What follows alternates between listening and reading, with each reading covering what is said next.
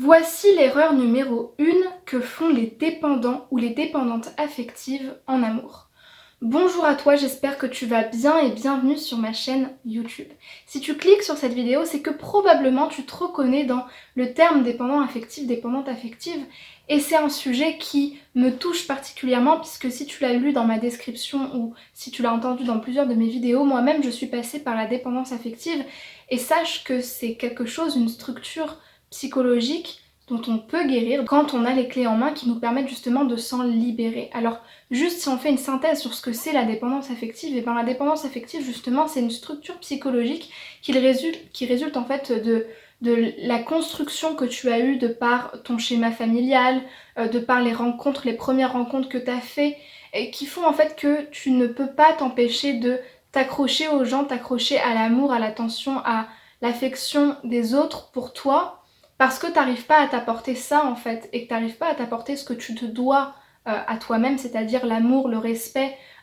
l'attention quelque part, l'affection aussi. C'est une structure où la personne, elle a d'emblée déjà un vide, un manque au fond d'elle-même, qu'elle n'arrive pas à remplir par ses propres ressources, par son propre amour d'elle-même, et qui du coup va le chercher chez les autres. Mais du coup je pense que vous voyez très bien qu'est-ce qui fait qu'il y a un nuage un petit peu sur le paysage, c'est que du coup quand on part déjà avec l'idée que je vais aller chercher chez l'autre une chose que je peux pas m'apporter et du coup je vais tout faire pour que cette personne me donne ça, c'est déjà une structure qui fait que on est dans une façon de percevoir les choses et de concevoir les relations sur le mode du je dépends de toi et puisque je dépends de toi, je vais accepter tout ce qui n'est pas forcément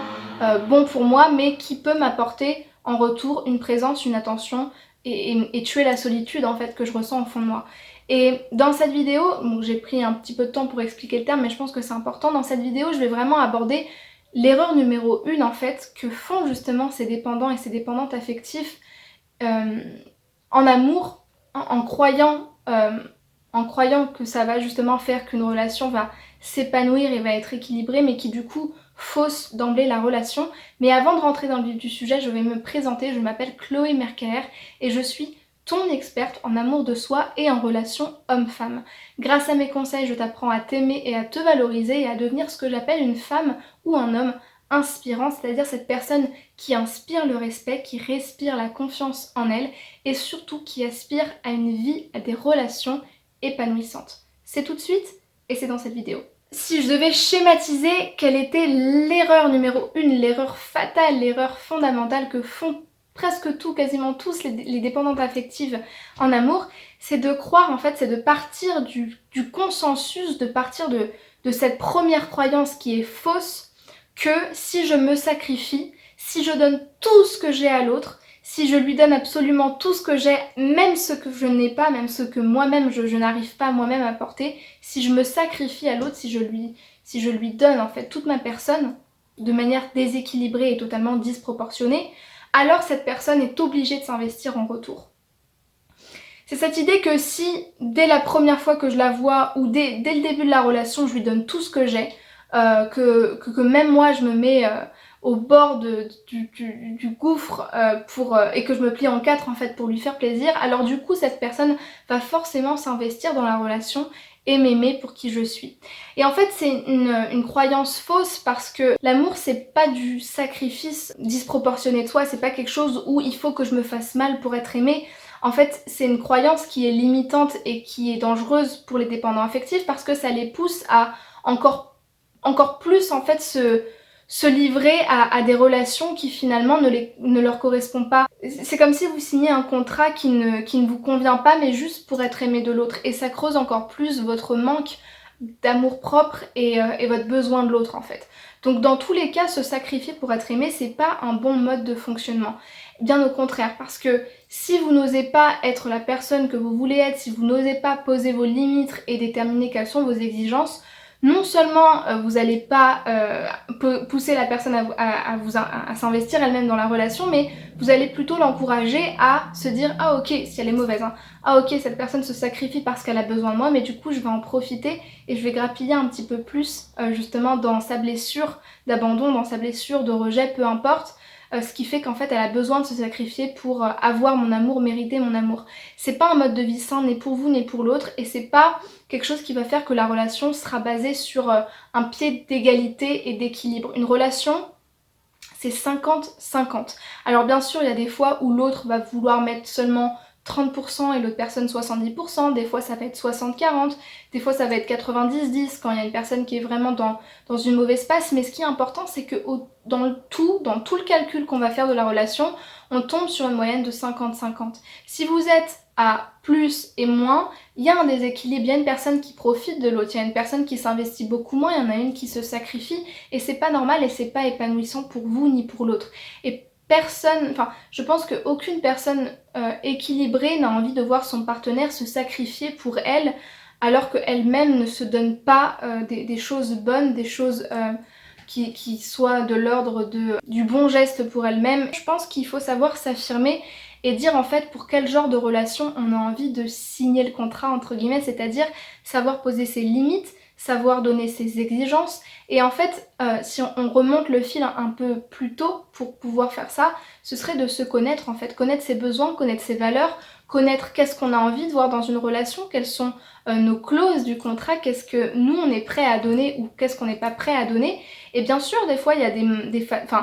des moments dans la relation où on va plus mettre un projet de côté ou le repousser, c'est ce qu'on appelle des concessions, mais il faut pas confondre concession et sacrifice. Dans le mot sacrifice même, il y a cette idée de déséquilibre total, il y a pas d'égalité en fait dans le sacrifice. C'est moi je me sacrifie pour toi parce que juste j'estime pas que moi je sois assez important pour que toi aussi tu mettes du tien. C'est pas équilibré en fait. On peut pas vivre comme ça, on peut pas vivre comme ça avec les gens et encore moins dans un couple. On peut pas accepter que nous même on se mette de côté, on mette notre valeur, notre dignité d'être humain de côté juste parce que j'ai envie d'être aimée. Et ça c'est important de le comprendre et même si c'est radical de se le dire en fait, je ne vais pas faire ça, j'ai beau avoir une structure où j'ai besoin d'avoir de l'affection, j'ai besoin de savoir que les gens sont là, parfois c'est important de se rappeler quelles sont nos priorités et quand on veut s'en sortir, je vous parle de ça de manière radicale parce que moi-même je suis passée par là, ça aide en fait de se conscientiser les choses et de se conscientiser le fait que ok je suis dépendante affective mais je suis pas un pigeon en fait et j'ai envie de m'aimer et j'ai envie de me prouver que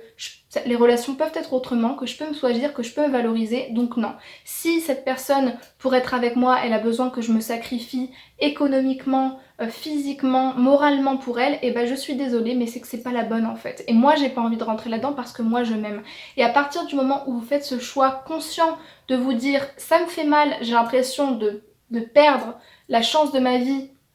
mais parce que moi je décide que je suis importante, je rentre pas dans ce genre de relation, là en fait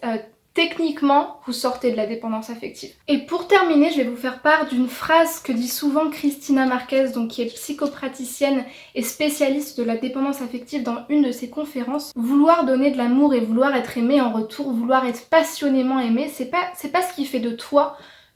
une ou un dépendant affectif. Mais par contre, le fait d'accepter d'être maltraité, le fait d'accepter des relations qui ne me conviennent pas, qui ne sont pas en accord avec qui tu es, qui te dévalorisent, et d'accepter en fait de te sacrifier pour l'autre, c'est ça qui fait de toi une dépendante affective. Et encore plus, pour préciser, c'est précisément le fait que tu acceptes de te sacrifier dans le but de recevoir de l'amour qui fait de toi une dépendante affective. L'amour c'est quelque chose de naturel, c'est quelque chose d'évident, il y en a ou il y en a pas. On ne devrait pas avoir à convaincre quelqu'un que je suis une bonne personne, je suis quelqu'un qui peut et qui doit et qui mérite en fait d'être aimé passionnément pour qui je suis et pas pour quelqu'un d'autre mais juste pour qui je suis. C'est pas quelque chose que tu dois démontrer par A plus B. Si tu commences par te dire attends il faut que je me sacrifie pour l'autre, attends il faut que je lui donne quelque chose que je n'ai pas, quelque chose que moi-même j'arrive pas à m'apporter, tu pars déjà avec cette idée que la relation elle va toujours être bancale, elle va toujours être un petit peu